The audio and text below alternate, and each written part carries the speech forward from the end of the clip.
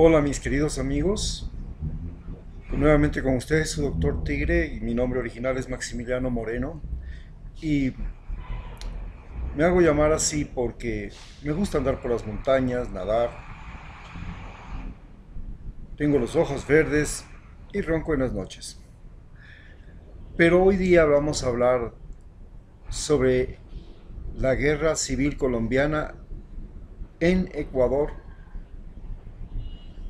cómo ha sido el impacto de esta guerra civil colombiana a lo largo del tiempo y de Colombia en general en Ecuador. ¿Y cuál ha sido el rol que han cumplido tanto el presidente Correa como el que está cumpliendo ahora Lenín Moreno?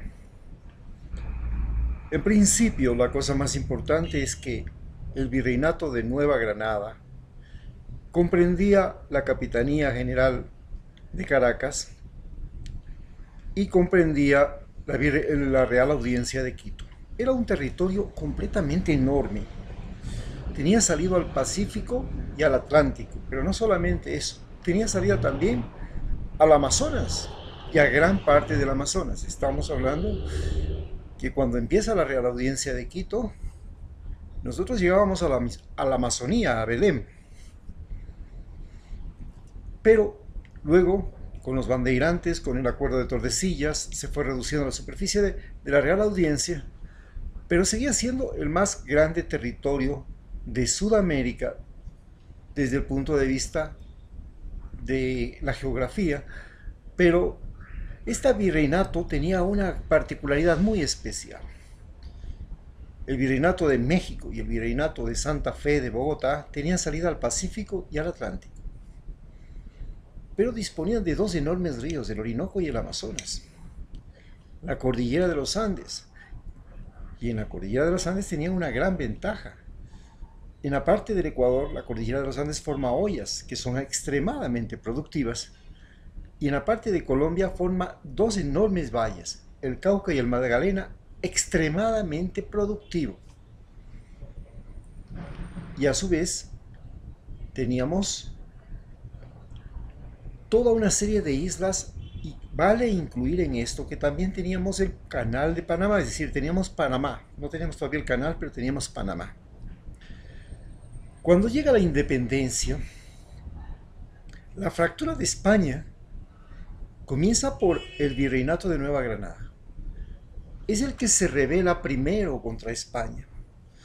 Y este virreinato de Nueva Granada realmente significaba para España una pérdida crucial, fundamental. Hablemos del Imperio Español.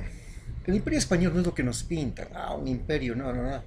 Señores, el Imperio Español era el mejor imperio de Europa. Tenía universidades, tenía hospitales, tenía escuelas en todas sus colonias. En Ecuador, la Universidad Central, que todavía tenemos, se fundó en 1619, es la segunda más antigua. Y la más antigua es la de San Marcos de Lima. La primera universidad en Rusia apenas es en 1750. Y en Suecia es igual. En Estados Unidos no tenían universidades sino hasta 1780. Es decir, estamos hablando de que ellos son 100 años atrasados respecto a América Latina. En todo, en sus urbes, las urbes de América Latina, de España, eran urbes completamente organizadas. Tenían calles, un sistema se llama de ajedrez, de tablero de ajedrez, con cuadras, todo bien distribuido, con sistemas de circulación, etcétera, etcétera, heredado de Roma. Las urbes en los países anglosajones eran una calle larga, y ahí arréglesela como pueda. Las construcciones en el Imperio Español eran de cemento, de piedra. Las construcciones en las colonias norteamericanas, las colonias inglesas, eran de madera. Hasta Londres era de madera. Por eso cuando hubo el gran incendio de Londres, se quemó prácticamente toda la ciudad. Estamos hablando de que estaban completamente retrasados respecto al Imperio Español, el resto de imperios de Europa. Todo sucede en 1740. Ahí es cuando comienza el colapso del Imperio Español. ¿Y por qué comienza el colapso del Imperio Español? Porque un rey sifilítico, Carlos III, con sífilis cerebral, se deja manejar por uno de sus parientes políticos, el rey Luis XIV, que era el más poderoso entonces de reyes de Europa, y este le mete el cuento de que los jesuitas eran más ricos que la colonia española. En ese momento llega la misión geodésica francesa acá a determinar cuál es la distancia entre los polos y cuál es la forma de la Tierra.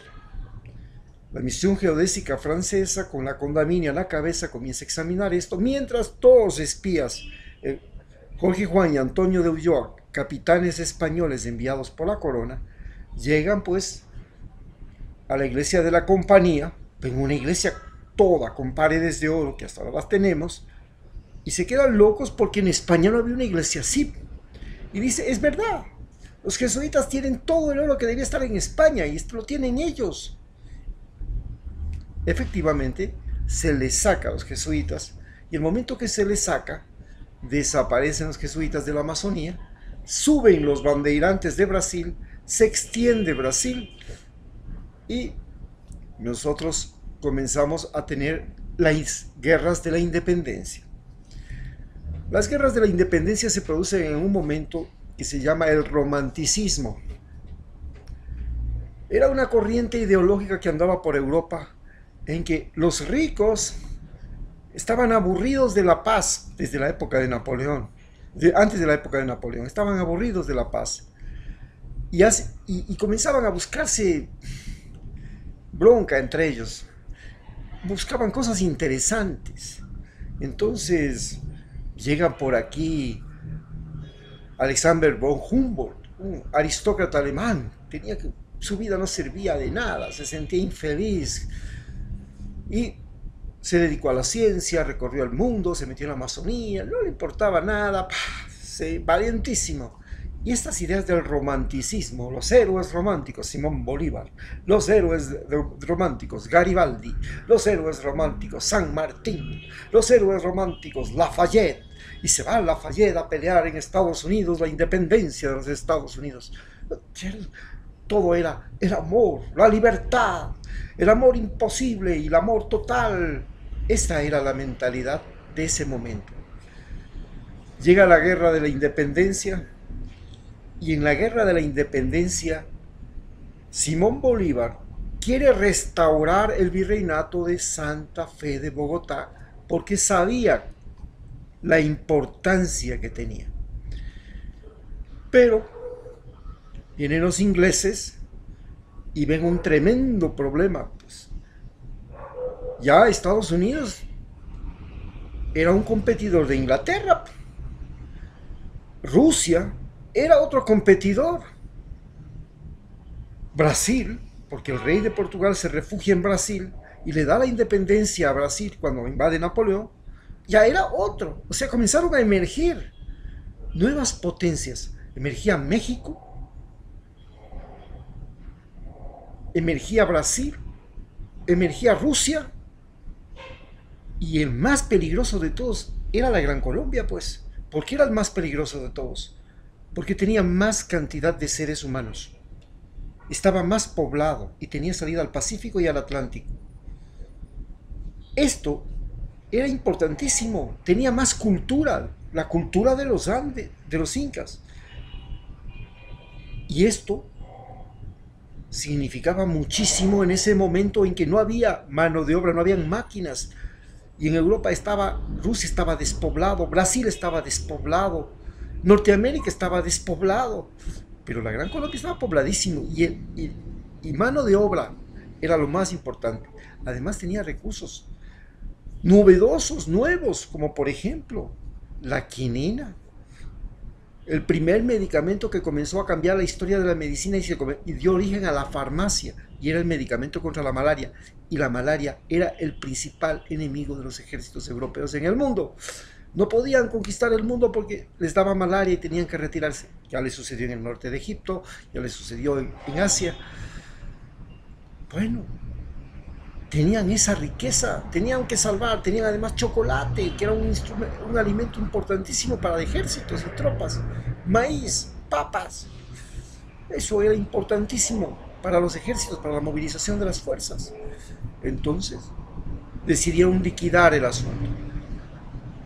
Acabaron con la vida de Simón Bolívar, acabaron con la vida de Antonio de José de Sucre a través de los tontos como Flores en Ecuador, Santander en Colombia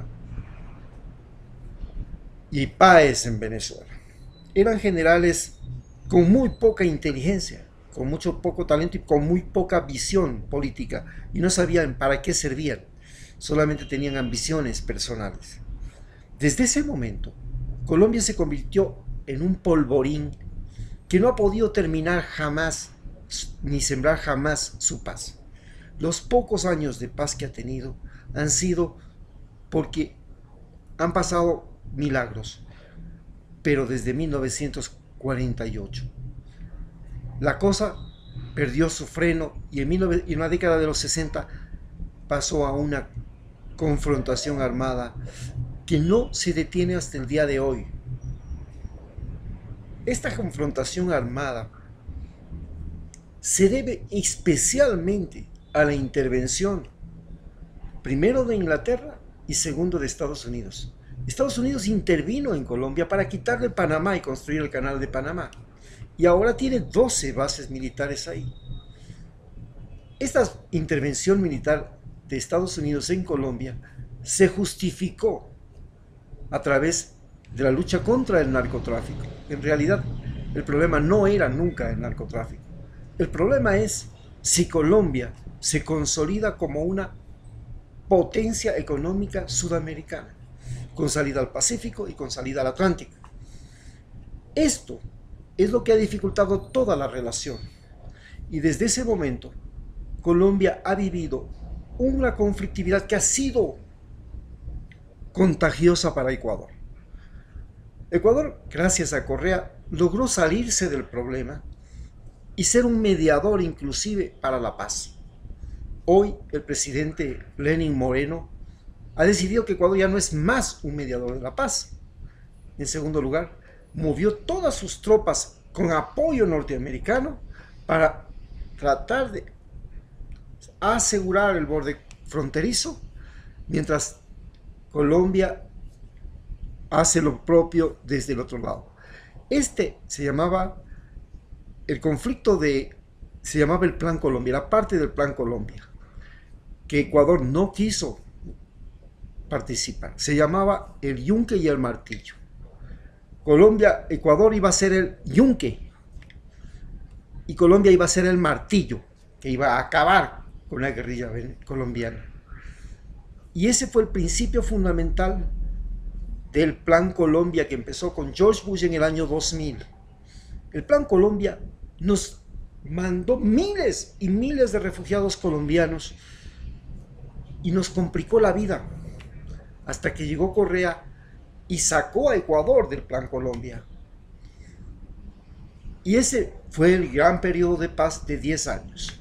Hoy volvemos a ser parte del Plan Colombia con el mismo principio, el yunque. Nosotros somos del yunque. Todos los ecuatorianos ahora tenemos el riesgo de llegar a la frontera norte, de que nos secuestren, de que venga el conflicto, de que todas las cosas sean un problema, y el martillo. ¿Cómo se introduce el narcotráfico en este problema? Se introduce en el momento en el que sale la Unión Soviética, desaparece la Unión Soviética y sale Cuba como proveedor de armas y recursos económicos para la guerrilla.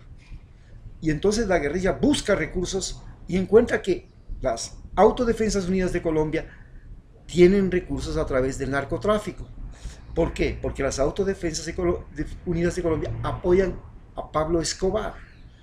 Y Pablo Escobar forma su propio ejército urbano, mientras que las autodefensas forman un ejército rural, que se encargaban de asegurar el aprovisionamiento. Cuando cae Pablo Escobar, las autodefensas se convierten en el mayor productor de cocaína. Y entonces entran las guerrillas también a competir con las autodefensas, no solo por territorios, sino por cocaína, porque el principal problema era las armas. ¿Cómo obtenemos dinero para las armas?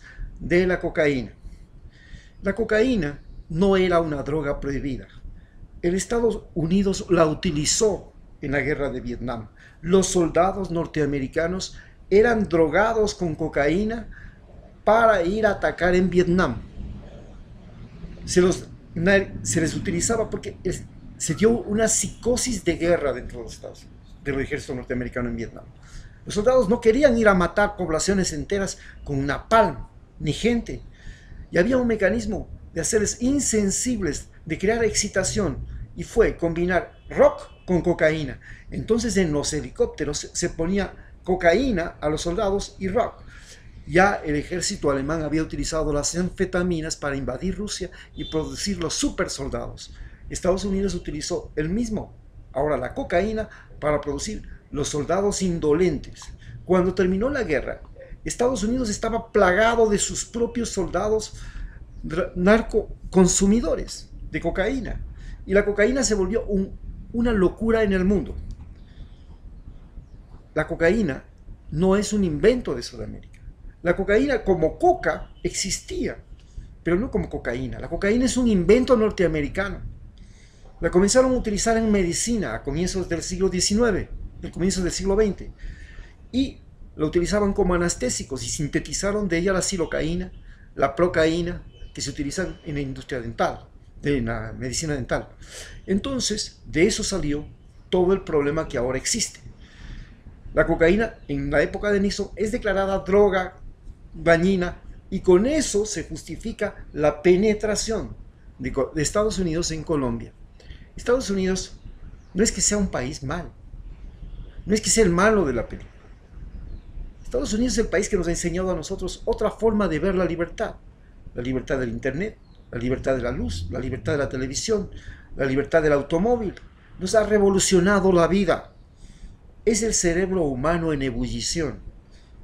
Nos ha creado nuevos valores, nos ha enseñado a vivir la libertad de otra forma. El problema no es Estados Unidos, sino que Estados Unidos utiliza las transnacionales para tener poder. Inglaterra, para tener poder, utilizó las casas comerciales. Entonces la casa comercial británica se apropió de China, se apropió de Sudáfrica, se apropió hasta del Ecuador, de los puertos ecuatorianos. En cambio, las transnacionales se apropiaron del mundo. Y las transnacionales no tenían ninguna ética.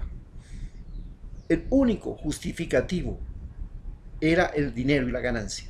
Entonces en Centroamérica, la United Fruit, cuando se le quiso poner impuestos, inmediatamente armó tal guerra y tantas guerras y puso tantos dictadores que armó conflictos.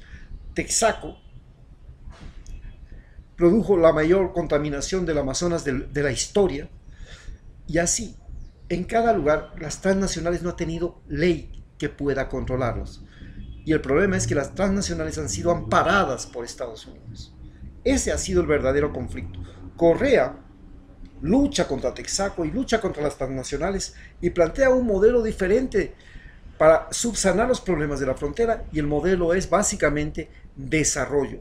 Crea carreteras, universidades, colegios, escuelas, da posibilidades de acceso, da electrificación, agua potable, servicios sanitarios, campañas sanitarias, da libre acceso a la educación a ecuatorianos y colombianos. Entonces se produce una gran migración colombiana que manda acá a sus hijos a educarse, porque en Colombia, en la frontera, no es posible, no hay educación.